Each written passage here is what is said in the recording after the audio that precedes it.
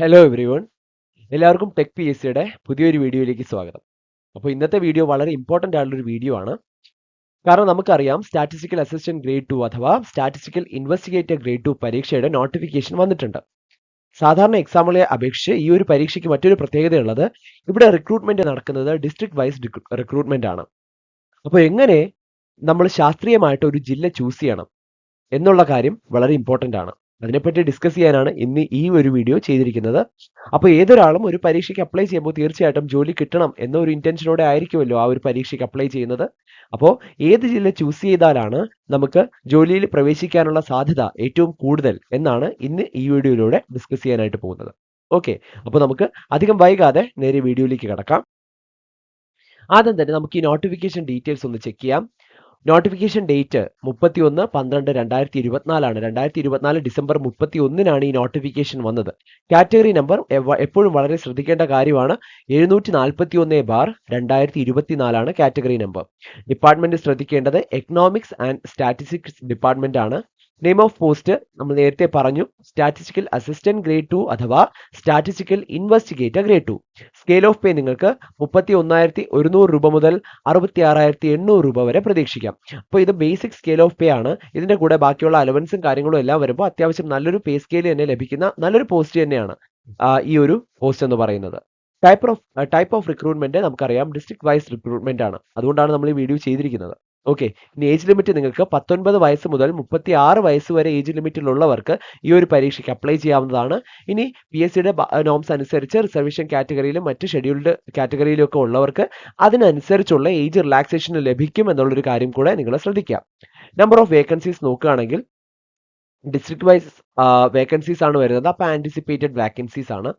ഇനി ക്വാളിഫിക്കേഷൻ വളരെ ശ്രദ്ധിക്കുക. നിങ്ങൾക്ക് ബാച്ചിലേഴ്സ് ഡിഗ്രി, ഒന്നുകിൽ നിങ്ങൾക്ക് എക്കണോമിക്സിലോ അല്ലെങ്കിൽ സ്റ്റാറ്റിസ്റ്റിക്കിലോ നിങ്ങൾക്ക് ഒരു ബാച്ചിലേഴ്സ് ഡിഗ്രി ഉണ്ടായിരിക്കണം. അല്ലെങ്കിൽ അത് മാത്തമാറ്റിക്സിലോ കൊമേഴ്സിലോ ആയാലും മതി. പക്ഷേ മാത്തമാറ്റിക്സിലോ കൊമേഴ്സിലോ ആണെങ്കിൽ നിങ്ങൾക്കൊരു സബ്ബായിട്ട് സ്റ്റാറ്റിസ്റ്റിക്സ് ഉണ്ടായിരിക്കണം. ആ ഒരു പേപ്പർ നിങ്ങൾക്ക് സബ്ബായിട്ടുണ്ടെങ്കിൽ നിങ്ങൾക്ക് തീർച്ചയായിട്ടും ഈ ഒരു പരീക്ഷയ്ക്ക് അപ്ലൈ ചെയ്യാവുന്നതാണ്. അല്ലെങ്കിൽ തതുല്യമായ ക്വാളിഫിക്കേഷൻ ഉള്ള ആർക്കും ഈ ഒരു പരീക്ഷയ്ക്ക് അപ്ലൈ ചെയ്യാവുന്നതാണ്. ഓക്കെ, അപ്പോൾ ഇതാണ് ക്വാളിഫിക്കേഷനെ പറ്റിയുള്ള ഡീറ്റെയിൽസ്. ഇനി ലാസ്റ്റ് ഡേറ്റ് ഓഫ് ആപ്ലിക്കേഷൻ വളരെയധികം ശ്രദ്ധിക്കുക. 29/1/2025 ആണ്. നിങ്ങൾക്ക് ഈ മാസം 29 വരെയാണ് ഈ ഒരു പരീക്ഷയ്ക്ക് അപ്ലൈ ചെയ്യാനായിട്ട് സാധിക്കുന്നത്. ആരും ഫൈനൽ ആ ഡെഡ് ലൈൻ വരെ കാത്തിരിക്കാതെ ഈ ഒരു ക്വാളിഫിക്കേഷൻ ഉള്ളവർ എത്രയും പെട്ടെന്ന് തന്നെ അപ്ലൈ ചെയ്തിട്ടുള്ളൂ. കാരണം ആപ്ലിക്കേഷൻ ഫീസ് ഒന്നുമില്ല. നമുക്ക് PSCയുടെ നമ്മുടെ പ്രൊഫൈൽ വഴി ഡയറക്റ്റ് ആയിട്ട് അപ്ലൈ ചെയ്യുകയാണ് ചെയ്യുന്നത്. അതുകൊണ്ട് തന്നെ ക്വാളിഫിക്കേഷൻ ഉള്ളവർ നേരെ ഈ പരീക്ഷയ്ക്ക് അപ്ലൈ ചെയ്യുന്നത് വളരെ നന്നായിരിക്കും. ഇത്രയും നല്ലൊരു അവസരമാണ് നിങ്ങൾക്ക് കൈവന്നിരിക്കുന്നത്. ഓക്കെ, ഇനി നമ്മൾ ഈ ഒരു പരീക്ഷയ്ക്ക് നമ്മൾ ഡിസ്ട്രിക്റ്റ് ചൂസ് ചെയ്യുക എന്നുള്ള കാര്യം നേരത്തെ നമ്മൾ പറഞ്ഞു. അപ്പോൾ അവിടെ അത് ചൂസ് ചെയ്യുന്നതിന് കുറച്ച് കാര്യങ്ങൾ നമ്മൾ ശ്രദ്ധിക്കേണ്ടതായിട്ടുണ്ട്. ഓക്കെ, ആ ശ്രദ്ധിക്കേണ്ട കുറച്ച് കാര്യങ്ങൾ എന്ന് പറയുന്നത് പ്രീവിയസ് എക്സാമിന് എത്രത്തോളം കാൻഡിഡേറ്റ്സ് അപ്ലൈ ചെയ്തിട്ടുണ്ട് വളരെ ശ്രദ്ധിക്കേണ്ട ഒരു കാര്യമാണ്. ഓക്കെ, അതിൽ തന്നെ എത്ര പേർക്ക് മെയിൻ ലിസ്റ്റിൽ വന്നു, എത്ര പേര് അഡ്വൈസ് ലഭിച്ചു എന്നുള്ള കാര്യം ഇമ്പോർട്ടൻ്റ് ആണ്. ഓക്കെ, ഇനി അതുപോലെ ഇമ്പോർട്ടൻ്റ് ആയിട്ടുള്ള ഒരു കാര്യമാണ് കട്ട് ഓഫ് മാർക്സ്. ഓരോ ജില്ലയിലെയും കട്ട് ഓഫ് മാർക്സ് എത്രയാണ്? ഇത് പ്രീവിയസ് എക്സാമിന്റെ കാര്യമാണ് നമ്മൾ ശ്രദ്ധിക്കേണ്ടത്. കാരണം ഈ കാര്യങ്ങളിൽ എല്ലാം ഈ ആപ്ലിക്കൻസിന്റെ കാര്യത്തിലായാലും നേരിയ ഒരു വർധനവ് എല്ലാത്തിനും ഉണ്ടാവാനുള്ള സാധ്യതയുണ്ട്. ഈ അഡ്വൈസിന്റെ കാര്യത്തിൽ ഒഴിച്ച് ബാക്കി എല്ലാത്തിലും ചെറിയൊരു വർധനവ് ഉണ്ടാവാൻ സാധ്യതയുണ്ടെങ്കിലും ആ ഒരു റേഞ്ച് കറക്റ്റ് ആയിരിക്കും. ഓക്കെ, ആ ഒരു ഓൺ ആൻ ആവറേജ് അത്ര അത് തന്നെയായിരിക്കും. നമുക്ക് ഈ ഒരു ആപ്ലിക്കൻസിന്റെ എണ്ണവും എല്ലാം ചെറിയൊരു ശതമാനത്തിൽ ഒരു വർധന ഉണ്ടാവുമെങ്കിലും നമുക്ക് ഏകദേശം ഒരു ധാരണ പ്രീവിയസ് അഡ്വൈസ് ഡീറ്റെയിൽസ് നോക്കുമ്പോൾ കിട്ടും. ഓക്കെ, അപ്പോൾ അത് നോക്കിയിട്ട് വേണം നമ്മൾ എന്ത് ചെയ്യാൻ, ഏത് ഡിസ്ട്രിക്റ്റ് ചൂസ് ചെയ്യണം എന്നുള്ള ഒരു കാര്യം വൈസ് ആയിട്ട് സെലക്ട് ചെയ്യാനായിട്ട്. ഓക്കെ, അപ്പോൾ നമുക്ക് ആ പ്രീവിയസ് അഡ്വൈസ് ഡീറ്റെയിൽസ് നമുക്കൊന്ന് ജസ്റ്റ് ഒന്ന് നോക്കി വരാം. അപ്പോൾ ഇവിടെ ശ്രദ്ധിക്കുക, കാറ്റഗറി നമ്പർ ഒന്ന് ശ്രദ്ധിക്കാം. കാറ്റഗറി നമ്പർ 39/2020 ആയിരുന്നു. 2020 വന്നത് കേട്ടോ നോട്ടിഫിക്കേഷൻ. അപ്പോൾ ട്രിവാൻഡ്രത്ത് നമ്പർ ഓഫ് ആപ്ലിക്കൻസ് ഒന്ന് നോക്കുകയാണെങ്കിൽ 5566 ആപ്ലിക്കൻസ് ആണ് ഉണ്ടായിരുന്നത്. അതിൽ എല്ലാ ഡിസ്ട്രിക്റ്റിലും എക്സാം നടന്നത് 4/6/2026 കേട്ടോ. അപ്പോൾ നെയിം ഓഫ് കാൻഡിഡേറ്റ്സ് മെയിൻ ലിസ്റ്റിൽ ഇൻക്ലൂഡഡ് ആയിട്ടുള്ള കാൻഡിഡേറ്റ്സിന്റെ എണ്ണം 77. Date of effect of rank list 10/3/2023 സ്ക്രീനിൽ കാണാം. എല്ലാ റാങ്ക് ലിസ്റ്റിന്റെ ഡേറ്റ് ഓഫ് എഫക്റ്റും നിങ്ങൾക്ക് സ്ക്രീനിൽ കാണാനായിട്ട് സാധിക്കും. കട്ട് ഓഫ് മാർക്സ്, ട്രിവാൻഡ്രത്തിന്റെ കട്ട് ഓഫ് മാർക്സ് ശ്രദ്ധിക്കുക, 24 ആയിരുന്നു. 35 പേർക്ക് അഡ്വൈസ് ലഭിച്ചു. ഓക്കെ, അപ്പോൾ കട്ട് ഓഫ് 24-ഉം നമ്പർ ഓഫ് അഡ്വൈസുകൾ 35-ഉമാണ്. ഈ കൊല്ലം നോക്കുകയാണെങ്കിൽ 7324 ആപ്ലിക്കൻസ് ആണ് ഉണ്ടായിരുന്നത്. അതിൽ 56 പേരാണ് മെയിൻ ലിസ്റ്റിൽ ഉണ്ടായിരുന്നത്. 38 പേർക്ക് അഡ്വൈസ് ലഭിച്ചു. കട്ട് ഓഫും കൂടുതലായിരുന്നു. കൊല്ലം 30.33 ആയിരുന്നു കട്ട് ഓഫ്. ഓക്കെ, പത്തനംതിട്ടയിൽ എത്ര ആപ്ലിക്കൻസ് ഉണ്ടെന്നുള്ള ഡീറ്റെയിൽസ് അവൈലബിൾ അല്ല. പക്ഷേ അവിടെ മെയിൻ ലിസ്റ്റിൽ 35 കാൻഡിഡേറ്റ്സ് ഇൻക്ലൂഡഡ് ആയിട്ടുണ്ടായിരുന്നു. കട്ട് ഓഫ് 22.33 ആണ്. 18 പേർക്കാണ് അഡ്വൈസ് ലഭിച്ചത്. അപ്പൊ കൊല്ലം ഒന്ന് ശ്രദ്ധിക്കുക കേട്ടോ. കൊല്ലത്ത് ഇത്രയും ആപ്ലിക്കൻസ് ഉണ്ടായിരുന്നെങ്കിലും ഏകദേശം ട്രിവാൻഡ്രത്തില് മെയിൻ ലിസ്റ്റിൽ ഉണ്ടായിരുന്നതിനേക്കാളും വളരെ കുറവായിരുന്നു കൊല്ലത്തെ മെയിൻ ലിസ്റ്റിന്റെ എണ്ണം. അഡ്വൈസും ഏകദേശം ട്രിവാൻഡ്രത്തിന്റെ അതേ റേഞ്ചിലാണ് വരുന്നത്. കട്ട് ഓഫും കൂടുതലായിരുന്നു. ഇനി ആലപ്പുഴ നോക്കുകയാണെങ്കിൽ ആപ്ലിക്കൻസ് വളരെ കുറവായിരുന്നു. 2106 വാക്കൻസീസ് ആണ് ഉണ്ടായിരുന്നത്. അതിൽ 44 പേർക്ക് മെയിൻ ലിസ്റ്റിൽ ഇടം നേടുകയും 24 പേർക്ക് അഡ്വൈസ് ലഭിക്കുകയും ചെയ്തു. 19.33 ആയിരുന്നു കട്ട് ഓഫ്. അപ്പോൾ കട്ട് ഓഫ് അവിടെ കുറവായിരുന്നു ആലപ്പുഴ. കോട്ടയത്ത് എത്ര പേരാണ് അപ്ലൈ ചെയ്തത് എന്നുള്ള ഡീറ്റെയിൽസ് ലഭ്യമല്ല. 43 പേരാണ് മെയിൻ ലിസ്റ്റിൽ ഉണ്ടായിരുന്നത്. 29 പേർക്ക് അഡ്വൈസ് ലഭിക്കുകയും ചെയ്തു. കട്ട് ഓഫ് കുറച്ച് കൂടുതലായിരുന്നു, 29. കൊല്ലത്തും കൂടുതലായിരുന്നു, കോട്ടയത്തും കട്ട് ഓഫ് കുറച്ച് കൂടുതലായിരുന്നു, 29. ഇനി ഇടുക്കി നോക്കുകയാണെങ്കിൽ വളരെ വളരെ കുറവാണ് ആപ്ലിക്കൻസ്. 1994 ആപ്ലിക്കൻസ് ആണ് ഉണ്ടായിരുന്നത്. 34 പേർക്ക് മെയിൻ ലിസ്റ്റിൽ ഇടം നേടി. അവിടെ കട്ട് ഓഫ് കുറച്ച് കൂടുതലായിരുന്നു. അല്ല, ആവറേജ് കട്ട് ഓഫ് തന്നെയാണ്, 24 തന്നെയാണ്. 21 പേർക്കാണ് അഡ്വൈസ് ലഭിച്ചത്. ഓക്കെ, എറണാകുളം നോക്കുകയാണെങ്കിൽ 5285 വാക്കൻസീസ് ആണ് ഉണ്ടായിരുന്നത്. 43 പേര് മെയിൻ ലിസ്റ്റിൽ ഇടം നേടി. 28 ആയിരുന്നു എറണാകുളത്തെ കട്ട് ഓഫ് വന്നത്. 32 പേർക്ക് അഡ്വൈസ് ലഭിക്കുകയും ചെയ്തു എറണാകുളത്ത്. ഓക്കെ, ഇനി നമുക്ക് ബാക്കിയുള്ള ഡിസ്ട്രിക്റ്റിനും കൂടെ ഒന്ന് ഓടിച്ചൊന്ന് നോക്കാം. തൃശ്ശൂർ 4357 കാൻഡിഡേറ്റ്സ്. അതിൽ 76 പേർക്ക് മെയിൻ ലിസ്റ്റ് ഇടം നേടുകയും 45 പേർക്ക് അഡ്വൈസ് ലഭിക്കുകയും ചെയ്തു. കട്ട് ഓഫും വലിയ കൂടുതലല്ല, 22.33 ആയിരുന്നു തൃശ്ശൂർ. പാലക്കാട് നോക്കുകയാണെങ്കിൽ ആപ്ലിക്കൻസിന്റെ ഏകദേശം ഒരുപോലെ തന്നെയാണ്. 4561 ആപ്ലിക്കൻസ്. 129 പേരാണ് മെയിൻ ലിസ്റ്റിൽ ഇടം നേടിയത്. ഓക്കെ, അതിൽ 54 പേർക്ക് അഡ്വൈസ് ലഭിക്കുകയും ചെയ്തു. നമ്പർ ഓഫ് അഡ്വൈസ് അവിടെ കുറച്ച് കൂടുതലായിരുന്നു. കട്ട് ഓഫ് കുറവാണ്. കമ്പാരിറ്റീവ്ലി കുറഞ്ഞ കട്ട് ഓഫ് തന്നെയാണ് പാലക്കാട് ഉണ്ടായിരുന്നത്. ഓക്കെ, ഇനി മലപ്പുറം 8170. നമ്മൾ ഇതിൽ കണ്ടതിൽ ഏറ്റവും കൂടുതൽ ആപ്ലിക്കൻസ് എനിക്ക് തോന്നുന്നു മലപ്പുറത്താണ്. 8170 ആപ്ലിക്കൻസ് ആണ് ഉണ്ടായിരുന്നത്. പക്ഷേ 89 പേർക്ക് അഡ്വൈസ് ലഭിച്ചുള്ളൂ. 51 പേർ മെയിൻ ലിസ്റ്റ് ഇടം നേടിയുള്ളൂ. 51 പേർക്ക് അഡ്വൈസ് ലഭിക്കുകയും ചെയ്തു. കട്ട് ഓഫും കുറച്ച് കൂടുതലായിരുന്നു, 28.67. കോഴിക്കോട് നോക്കുകയാണെങ്കിൽ 4330 ആപ്ലിക്കൻസ്. അവിടെ 66 മെയിൻ ലിസ്റ്റ്. അതിൽ അഡ്വൈസ് ലഭിച്ചത് 35 പേർക്ക്. Cut off 24.67. വയനാട് 1507 ആപ്ലിക്കൻസ്, വളരെ കുറവാണ്. അതിൽ 27 പേർക്ക് അഡ്വൈസ് ലഭിച്ചു, മെയിൻ ലിസ്റ്റ് ഇടം നേടി. 17 പേർക്ക് അഡ്വൈസ് ലഭിച്ചു. Cut off 25.33. കണ്ണൂർ നോക്കുകയാണെങ്കിൽ 3079 ആപ്ലിക്കൻസ് ആണ്. 40 പേരാണ് മെയിൻ ലിസ്റ്റ് ഇടം നേടിയത്. 46 പേർക്ക് അഡ്വൈസ് ലഭിക്കുകയും ചെയ്തു. അതായത് മെയിൻ ലിസ്റ്റിൽ ഒരുപക്ഷെ മെയിൻ ലിസ്റ്റിലുള്ള ആൾക്കാർ മുഴുവൻ ഫില്ലായി കഴിഞ്ഞാൽ, അവർക്കെല്ലാം അഡ്വൈസ് ലഭിച്ചു കഴിഞ്ഞാൽ, പിന്നെ നമ്മൾ സപ്ലിമെന്ററി റാങ്ക് ലിസ്റ്റ് ഉണ്ടല്ലോ, അതിൽ നിന്നും അഡ്വൈസ് കൊടുക്കാറുണ്ട്. അങ്ങനെയാണ് ഈ ഒരു ഡിഫറൻസ് ഇവിടെ വന്നത്. ഇനി അവിടുത്തെ കട്ട് ഓഫ്, എവിടെ കണ്ണൂരിലെ കട്ട് ഓഫ് 23.67 ആയിരുന്നു.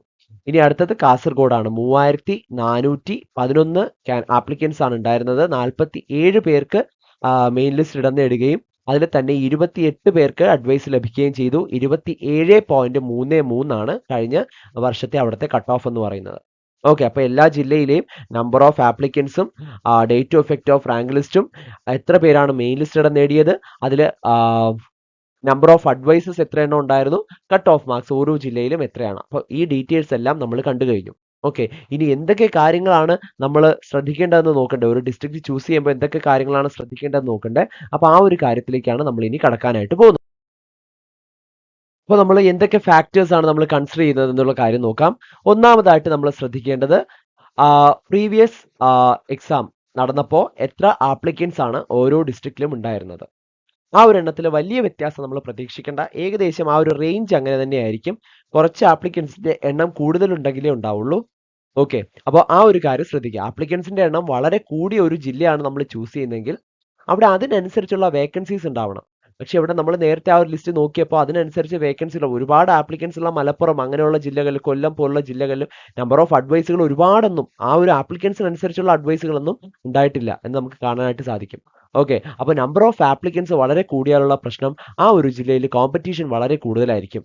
ഓക്കെ, അപ്പോൾ ആ ഒരു കാര്യം നമ്പർ ഓഫ് ആപ്ലിക്കൻസ് വളരെയധികം ശ്രദ്ധിക്കുക. അതാണ് നമ്മൾ ശ്രദ്ധിക്കേണ്ട ഒന്നാമത്തെ ഫാക്ടർ. ഇനി രണ്ടാമത്തെ ഫാക്ടർ നോക്കുകയാണെങ്കിൽ പ്രീവിയസ് എക്സാമിൽ വന്ന കട്ട് ഓഫ്. കട്ട് ഓഫ് കുറഞ്ഞ ജില്ല ചൂസ് ചെയ്യുന്നതായിരിക്കും എപ്പോഴും നല്ലത്. ഓക്കെ, അപ്പോൾ കട്ട് ഓഫ് കുറയുമ്പോൾ അതിനനുസരിച്ച് നമുക്ക് നല്ലോണം പ്രിപ്പയർ ചെയ്യുന്ന ഒരു ആസ്പിറന്റിനെ സംബന്ധിച്ചിടത്തോളം അതിനനുസരിച്ച് എന്താണ്, നമുക്ക് റാങ്ക് കൂടാനുള്ള സാധ്യത വളരെ കൂടുതലാണ്. അപ്പോൾ കട്ട് ഓഫും മറ്റൊരു പ്രധാനപ്പെട്ട ഫാക്ടർ തന്നെയാണ്. അപ്പോൾ ഇതിൽ ഏതെങ്കിലും ഒരു ഫാക്ടർ എടുത്ത് ഒരിക്കലും ഒരു ഡിസ്ട്രിക്റ്റ് ചൂസ് ചെയ്യരുത്. ഇപ്പോൾ കട്ട് ഓഫ് ഇവിടെ വളരെ കുറവാണ്, അതുകൊണ്ട് ഞാൻ ഇവിടെ ചൂസ് ചെയ്യുന്നു എന്ന് പറയാനും പറ്റില്ല. നമ്മൾ ഈ എല്ലാ ഫാക്ടേഴ്സും കൺസിഡർ ചെയ്യണം. ഓക്കെ, കട്ട് ഓഫ് കുറയുന്ന സ്ഥലത്ത് ചിലപ്പോൾ ആപ്ലിക്കൻസിന്റെ എണ്ണം അഡ്വൈസുകളുടെ എണ്ണം വളരെ കുറവായിരിക്കും. ഓക്കെ, അപ്പോൾ ആ ഒരു കാര്യം കൂടെ ശ്രദ്ധിക്കുക. മൂന്നാമതായിട്ട് നമ്മൾ ഈ അഡ്വൈസുകളുടെ എണ്ണം, എത്ര അഡ്വൈസ് ലഭിച്ചു, ഓരോരുത്തർക്കും കഴിഞ്ഞ പ്രാവശ്യം എക്സാം നടന്നപ്പോൾ എത്ര പേർക്ക് അഡ്വൈസ് ലഭിച്ചു എന്നുള്ളൊരു കാര്യം അത് നോക്കുക. അവിടുത്തെ നമ്പർ ഓഫ് ആപ്ലിക്കൻസുമായിട്ടൊന്ന് കമ്പയർ ചെയ്തും കൂടെ നോക്കുക. നമ്പർ ഓഫ് ആപ്ലിക്കൻസുമായിട്ട് കമ്പയർ ചെയ്തിട്ട് ആ ഒരു റേറ്റ് ഒന്ന് കമ്പയർ ചെയ്ത് ഡിസ്ട്രിക്റ്റ് ചൂസ് ചെയ്യുന്നത് എന്തുകൊണ്ടും വളരെ നന്നായിരിക്കും. നാലാമത്തെ വളരെ ഇമ്പോർട്ടൻ്റ് ആയിട്ടുള്ള ഒരു കാര്യമാണ് number of post in each district. ഓരോ ഡിസ്ട്രിക്റ്റിലും നമ്പർ ഓഫ് പോസ്റ്റ് ഡിഫറെൻ്റ് ആയിരിക്കും. കാരണം നമുക്കറിയാം കേരളത്തിലെ പല ജില്ലകൾ എടുക്കുകയാണെങ്കിൽ ഓരോ ജില്ലകൾക്കും ഓരോ വലിപ്പമാണ്. ഓക്കെ, അപ്പോൾ ഓരോ വലിപ്പമാണ്. അപ്പോൾ വലിപ്പം കൂടുതൽ വെച്ചിട്ട് പോസ്റ്റിന്റെ എണ്ണം കൂടുമോ? ഇല്ല, അങ്ങനെയും ഇല്ല. താലൂക്കുകളുടെ എണ്ണം ഓരോ ജില്ലയിലും വ്യത്യാസമായിരിക്കും. ഓക്കെ, അപ്പൊ താലൂക്കുകളുടെ എണ്ണം ശ്രദ്ധിക്കുക. ഇനി ഈ താലൂക്കുകളുടെ എണ്ണത്തിൽ തന്നെ എല്ലാ താലൂക്കിലും ഇതേപോലെ പോസ്റ്റുകൾ ഉണ്ടാവുമല്ലോ. ഈ താലൂക്കുകളുടെ എണ്ണത്തിൽ തന്നെ ഈ പോസ്റ്റുകളുടെ എണ്ണം ചിലപ്പോൾ വ്യത്യാസപ്പെട്ടിരിക്കും. അപ്പോൾ ഇതിന് ഏതൊക്കെ ഫാക്ടേഴ്സ് ആണ് ഇതിനെ ചൂസ് ചെയ്യുന്നതെന്ന് വെച്ചിട്ടുണ്ടെങ്കിൽ ആ ഒരു താലൂക്കിലെ പോപ്പുലേഷൻ ഡെൻസിറ്റി, ആ ഒരു താലൂക്കിന്റെ വലിപ്പം തുടങ്ങിയ കാര്യങ്ങളെല്ലാം എന്ത് ചെയ്യും, ഈ ഒരു ഫാക്ടറിനെ അതല്ലെങ്കിൽ എത്ര പോസ്റ്റുകളാണ് ഈ ആ ഒരു താലൂക്കിൽ നിലവിൽ ലഭ്യമായിട്ടുള്ളത് എന്നുള്ള കാര്യങ്ങളെല്ലാം അതിനെ ഡിപ്പെൻഡ് ചെയ്യും. ഓക്കെ, അപ്പോൾ ഒരു താലൂക്കിന്റെ വലിപ്പം, ജനസാന്ദ്രത തുടങ്ങിയ കാര്യങ്ങളെല്ലാം അവിടുത്തെ പോസ്റ്റിന്റെ എണ്ണം നിർണ്ണയിക്കുന്നതിൽ വളരെ ഇമ്പോർട്ടൻ്റ് ആയിട്ടുള്ള ഒരു ഘടകം തന്നെയാണ്. അപ്പോൾ ഇതിനെയൊക്കെ ബേസ് ചെയ്തിട്ടായിരിക്കും അവിടെ പോസ്റ്റുകളുടെ എണ്ണം വരുന്നത്. അപ്പോൾ ഈ ഡീറ്റെയിൽസ് എല്ലാം നമുക്ക് എവിടെ നിന്ന് കിട്ടും എന്ന് ചോദിച്ചിട്ടുണ്ടെങ്കിൽ കൃത്യമായിട്ട് നമുക്ക് ഡീറ്റെയിൽസ് അവൈലബിൾ ആയിരിക്കും. റിലേറ്റഡ് ആയിട്ടുള്ള വെബ്സൈറ്റുകളിൽ നിന്നും, ഗവൺമെന്റ് ഒഫീഷ്യൽ വെബ്സൈറ്റുകളിൽ നിന്നും തീർച്ചയായിട്ടും എത്ര പോസ്റ്റുകളാണ് നിലവിലുള്ളത്, അവിടെ എത്ര പേര് വർക്ക് ചെയ്യുന്നുണ്ട് എന്നുള്ള കാര്യങ്ങളെല്ലാം ആ ഒരു റിലേറ്റഡ് വെബ്സൈറ്റിൽ നിന്നും നിങ്ങൾക്ക് സെർച്ച് ചെയ്താൽ, നിങ്ങൾക്ക് ബ്രൗസ് ചെയ്താൽ തന്നെ കണ്ടുപിടിക്കാവുന്ന കാര്യങ്ങളേ ഉള്ളൂ. ഓക്കെ, അപ്പോൾ number of post in each district വളരെ ഇമ്പോർട്ടൻ്റ് ആണ്. അത് തീരുമാനിക്കുന്നത് ഒരിക്കലും ഡിസ്ട്രിക്റ്റിന്റെ വലിപ്പമല്ല. വലിപ്പം ഒരു ഫാക്ടർ ആണെങ്കിൽ കൂടി അത് താലൂക്കുകളുടെ എണ്ണം, ഈ താലൂക്കുകളുടെ എണ്ണത്തിൽ തന്നെ പോസ്റ്റുകളുടെ എണ്ണം നിർണ്ണയിക്കുന്നത് വളരെ പ്രധാനപ്പെട്ട ഒരു പങ്കാണ്. അവിടുത്തെ ജനസാന്ദ്രത, ഇനി താലൂക്കിന്റെ വലിപ്പം തുടങ്ങിയ കാര്യങ്ങളെല്ലാം. അപ്പോൾ ഇതിനനുസരിച്ച്, അപ്പോൾ ഇതൊരിക്കലും നമുക്ക് പ്രെഡിക്റ്റ് ചെയ്യാനായിട്ട് പറ്റില്ല. അപ്പോൾ ഇതിനെപ്പറ്റി ഒരു ധാരണ ഉണ്ടായിരിക്കുക എന്നുള്ളത്, ഈ പോസ്റ്റുകളുടെ എണ്ണത്തിൽ ഒരു ധാരണ ഉണ്ടായിരിക്കുക എന്നുള്ളത് വളരെ ഇമ്പോർട്ടൻ്റ് ആണ്. ഇത് നിങ്ങൾ തന്നെ ഒന്ന് സെർച്ച് ചെയ്താൽ, നിങ്ങൾ തന്നെ ഒന്ന് അനലൈസ് ചെയ്താൽ നിങ്ങൾക്ക് കിട്ടുന്നതേ ഉള്ളൂ. ഇനി അഞ്ചാമത്തെ ഒരു ഫാക്ടർ എന്ന് പറയുന്നത് ഇത് പേഴ്സണൽ കൺവീനിയൻസ് ആണ്. ചിലർക്ക് അവരുടെ താമസിക്കുന്ന ജില്ലയിൽ തന്നെ ജോലി ചെയ്യണം എന്നുള്ളൊരു ആഗ്രഹം ഉണ്ടായിരിക്കുമെങ്കിൽ തീർച്ചയായിട്ടും, അങ്ങനെ ഒരു ശക്തമായിട്ടുള്ള ഒരു ആഗ്രഹം ഉണ്ടെങ്കിൽ തീർച്ചയായിട്ടും എന്ത് ചെയ്യാം, അവർക്ക് ആ ജില്ല തന്നെ ചൂസ് ചെയ്യാം. അതിന് യാതൊരു പ്രശ്നവുമില്ല, ആ ജില്ല തന്നെ ചൂസ് ചെയ്യാം. ഈ കാര്യങ്ങളെല്ലാം, ഈ ആദ്യത്തെ 4 പോയിന്റ്സ് പറഞ്ഞത് എന്താണ്, നിങ്ങൾക്ക് വിജയ സാധ്യത കൂടാൻ നിങ്ങൾ ഏത് ഡിസ്ട്രിക്ട് ചൂസ് ചെയ്യണം എന്നതിനെ സംബന്ധിച്ചിട്ടാണ് ആദ്യത്തെ 4 പോയിന്റ് പറഞ്ഞത്. ഓക്കെ, അഞ്ചാമത്തെ പോയിന്റ് ഇതിലൊന്നും പെടുന്നതല്ല. നിങ്ങളുടെ പേഴ്സണൽ കൺവീനിയൻസ് അത് വളരെ ഇമ്പോർട്ടൻ്റ് തന്നെയാണ്. അപ്പോൾ ഒരു പക്ഷേ നിങ്ങൾക്ക് ഒരു ജില്ലയിൽ തന്നെ ജോലി ചെയ്യണം, ഇപ്പൊ കൊല്ലത്ത് തന്നെ അല്ലെങ്കിൽ മലപ്പുറത്ത് തന്നെ ജോലി ചെയ്യണം എന്ന ഒരു ആഗ്രഹം നിങ്ങൾക്ക് ഉണ്ടെങ്കിൽ തീർച്ചയായിട്ടും നിങ്ങൾക്ക് പ്രിപ്പയർ ചെയ്യാം. ഓക്കെ, ആ ജില്ല തന്നെ നിങ്ങൾക്ക് ചൂസ് ചെയ്യാം. അതിനനുസരിച്ച് നിങ്ങൾ കുറച്ചുകൂടെ പ്രിപ്പയർ ചെയ്യേണ്ടി വരും. നിങ്ങൾ ഉയർന്ന റാങ്കിലേക്ക് എത്തേണ്ടി വരും. നിങ്ങൾക്ക് ഒരു അഡ്വൈസ് ലഭിക്കാനും അവിടെ തന്നെ ജോലിയിൽ പ്രവേശിക്കാനും. തീർച്ചയായിട്ടും അത് ഇമ്പോസിബിൾ ആയിട്ടുള്ള കാര്യം തന്നെ, തീർച്ചയായിട്ടും അത് പോസിബിൾ തന്നെയാണ്. നിങ്ങൾക്ക് ആ ഒരു പേഴ്സണൽ കൺവീനിയൻസ് കൂടെ വളരെ ഇമ്പോർട്ടൻ്റ് ആയിട്ടുള്ള ഒരു ഫാക്ടറാണ്. നിങ്ങളുടേതായിട്ടുള്ള ജില്ലയിൽ തന്നെ ജോലി ചെയ്യണമെന്നുണ്ടെങ്കിൽ തീർച്ചയായിട്ടും നിങ്ങൾക്ക് ആ ജോലി ചൂസ് ചെയ്യാം, യാതൊരു പ്രശ്നവുമില്ല. ഓക്കെ, അപ്പോൾ ഇത്രയും കാര്യങ്ങളാണ് ഈ ഒരു ജില്ല ശ്രദ്ധിക്കുമ്പോൾ നമ്മൾ പ്രധാനമായിട്ടും ശ്രദ്ധിക്കേണ്ടതായിട്ടുള്ള കുറച്ച് കാര്യങ്ങൾ. ഓക്കെ, അപ്പോൾ ഈ ഒരു എക്സാമിലേക്ക് സ്റ്റാറ്റിസ്റ്റിക്കൽ അസിസ്റ്റന്റ് ഗ്രേഡ് 2 അല്ലെങ്കിൽ സ്റ്റാറ്റിസ്റ്റിക്കൽ ഇൻവെസ്റ്റിഗേറ്റർ ഗ്രേഡ് 2 എക്സാമിന് അപ്ലൈ ചെയ്തവർക്കായിട്ട് TechPSC ഉയർന്ന റാങ്കിലെത്താൻ മികച്ച അധ്യാപകരുടെ നേതൃത്വത്തിൽ തീവ്ര പരിശീലന ഓൺലൈൻ ക്ലാസുകൾ ആരംഭിച്ചിരിക്കുകയാണ്. അപ്പോൾ ഈ ഒരു ഓൺലൈൻ ക്ലാസ്സിന്റെ പ്രത്യേകതകൾ എന്തൊക്കെയാണെന്ന് നോക്കുകയാണെങ്കിൽ, കേരളത്തിലെ ഏറ്റവും മികച്ച അധ്യാപകരാണ് നിങ്ങളുടെ ക്ലാസ്സുകൾ നയിക്കുന്നത്. ഈ അധ്യാപകർ നയിക്കുന്ന ലൈവ് ക്ലാസ്സുകളും റെക്കോർഡ് ക്ലാസ്സുകളും നിങ്ങൾക്ക് ലഭിക്കുമെന്നത് മറ്റൊരു പ്രത്യേകതയാണ്. ഓക്കെ, അപ്പോൾ ലൈവ് ക്ലാസ്സുകൾ ഒരുപക്ഷെ എല്ലാവർക്കും അറ്റൻഡ് ചെയ്യാൻ പറ്റില്ല. അങ്ങനെയുള്ളവർക്ക് തീർച്ചയായിട്ടും അതിന്റെ റെക്കോർഡഡ് സെഷൻസ് നിങ്ങളുടെ പ്രൊഫൈലിൽ, അതായത് TechPSC ഒഫീഷ്യൽ ആപ്പ് വഴി നിങ്ങളുടെ പ്രൊഫൈലിൽ നിങ്ങൾക്ക് അത് അപ്ലോഡ് ആയിക്കൊണ്ടിരിക്കും. തീർച്ചയായിട്ടും അവിടെ നിന്ന് റെക്കോർഡഡ് സെഷൻസ് നിങ്ങൾക്ക് കാണാവുന്നതാണ്. ഓക്കെ, ഇനി ഒരു പക്ഷേ നിങ്ങൾക്ക് ഈ ലൈവിന്റെ ഒരു പ്രത്യേകത, നിങ്ങൾക്ക് ഡൗട്ട് ഉണ്ടെങ്കിൽ അത് അപ്പം തന്നെ ക്ലിയർ ചെയ്ത് പോകാന്നുള്ളതാണ്. ഓക്കെ. ഇനി ഈ ലൈവിന്റെ സമയത്ത് നിങ്ങൾക്ക് ഒരുപക്ഷേ ജോയിൻ ചെയ്യാൻ സാധിച്ചിട്ടില്ലെന്നുണ്ടെങ്കിൽ നിങ്ങൾക്ക് ഡൗട്ട് ചോദിക്കാൻ പറ്റില്ല എന്നൊരു സംശയം വന്നാൽ തീർച്ചയായിട്ടും അങ്ങനെയല്ല. കാരണം എപ്പോഴും അതായത് എക്സാം തീയതി വരെയും നീണ്ടു നിൽക്കുന്ന ഡൗട്ട് ക്ലിയറൻസ് പ്രോഗ്രാമും മെന്റർഷിപ്പ് സപ്പോർട്ടും ടെക് പി എസ് സിയുടെ ഈ ഒരു കോഴ്സ് വഴി നിങ്ങൾക്ക് ലഭിക്കും. അതിനുള്ള ആക്സസ് ലഭിക്കുന്നുണ്ട്. ഇനി മറ്റൊരു പ്രത്യേകത എന്ന് പറയുന്നത് ക്യാപ്സ്യൂൾ നോട്ട്സും സ്റ്റഡി മെറ്റീരിയൽസും PDF ഫോർമാറ്റിൽ നിങ്ങൾക്ക് ലഭിക്കും. ഫുൾ സിലബസ് ബേസ്ഡ് ആയിട്ടുള്ള ക്യാപ്സ്യൂൾ നോട്ട്സും സ്റ്റഡി മെറ്റീരിയൽസും PDF ഫോർമാറ്റിൽ ലഭിക്കുമെന്നുള്ളതാണ്. ഓക്കെ. ഇനി മറ്റൊരു പ്രത്യേകത ടോപ്പിക് വൈസ് എക്സാംസ് വളരെ ഇമ്പോർട്ടൻ്റ് ആണ്. ഒരു കോമ്പറ്റേറ്റീവ് എക്സാമിനെ സംബന്ധിച്ചിടത്തോളം എക്സാം എത്രത്തോളം ഇമ്പോർട്ടൻ്റ് ആണെന്നുള്ളത് നമ്മുടെ പല വീഡിയോസിലും പ്രീവിയസ് എക്സാംസിൽ 1ാം റാങ്ക് 7ാം റാങ്ക് ഒക്കെ കിട്ടിയവരൊക്കെ അവരുടെ എക്സ്പീരിയൻസുകൾ ഷെയർ ചെയ്യുന്നുണ്ട്. ഈ ഒരു എക്സാമിന് പ്രത്യേകിച്ച് statistical assistant economics and commerce department കീഴിൽ ഈ ഒരു ജോലി ആഗ്രഹിക്കുന്നവർക്ക് ഈ ഒരു പരീക്ഷയ്ക്ക് കോച്ചിങ്ങിന്റെ ഇമ്പോർട്ടൻസ് എത്രത്തോളമാണ് തുടങ്ങിയ കാര്യങ്ങളെല്ലാം ഡിസ്കസ് ചെയ്തിട്ടുള്ളതാണ് പ്രീവിയസ് വീഡിയോസിൽ. അപ്പോൾ ഈ ഒരു കോഴ്സിന്റെ മറ്റൊരു പ്രത്യേകത ടോപ്പിക് വൈസ് എക്സാമുകൾ നിങ്ങൾക്ക് ലഭിക്കും. അതോടൊപ്പം ഫീഡ്ബാക്കോട് കൂടിയ ഫുൾ സിലബസ് ബേസ്ഡ് ആയിട്ടുള്ള മോക്ക് ടെസ്റ്റുകളും നിങ്ങൾക്ക് ലഭിക്കും. അത് ടൈം മാനേജ്മെന്റിന് വളരെയധികം ഹെൽപ്ഫുൾ ആവും. നിങ്ങളുടെ സ്പീഡ് കൂടുന്നതിനും കുറച്ചുകൂടെ പ്രിസൈസ് ആവുന്നതിനും നിങ്ങൾക്ക് അത് സഹായിക്കും. അപ്പോൾ ഇത്രയും സവിശേഷതകളുള്ള ഈ ഒരു കോഴ്സ് നിങ്ങൾക്ക് ടെക് പി എസ് സിയുടെ ഓഫർ പ്രൈസ് വഴി ഇപ്പോൾ ലഭ്യമാവുകയും ചെയ്യും എന്നുള്ളതാണ് മറ്റൊരു വലിയൊരു പ്രത്യേകത. നിങ്ങൾക്ക് ഈ ഒരു കോഴ്സ് വെറും 3999 എന്ന നിസ്സാരമായ പ്രൈസിൽ ഇപ്പോൾ സ്വന്തമാക്കാനും സാധിക്കും. അപ്പോൾ ഈ ഒരു എക്സാമിന് വിജയമാണ് നിങ്ങൾ ആഗ്രഹിക്കുന്നതെങ്കിൽ തീർച്ചയായിട്ടും നിങ്ങൾക്ക് ഈ ഒരു കോഴ്സിലേക്ക് ജോയിൻ ചെയ്യാവുന്നതാണ്. കൂടുതൽ ഡീറ്റെയിൽസ് അറിയുന്നതിനായിട്ട് ഈ ഒരു സ്ക്രീനിൽ കാണുന്ന നമ്പറുകളിൽ നിങ്ങൾക്ക് ബന്ധപ്പെടാവുന്നതാണ്. കൂടുതൽ ഡീറ്റെയിൽസ് അറിയുന്നതിനും അഡ്മിഷൻ നേടുന്നതിനുമായിട്ട് സ്ക്രീനിൽ കാണുന്ന നമ്പറുകളിൽ നിങ്ങൾക്ക് ബന്ധപ്പെടാവുന്നതാണ്. അപ്പോൾ ഈ ഒരു പരീക്ഷയ്ക്ക് തയ്യാറെടുക്കുന്ന എല്ലാ ഉദ്യോഗാർത്ഥികൾക്കും ടെക് പി എസ് സിയുടെ കൂടെ വിജയാശംസകൾ നേരുന്നു. Thank you.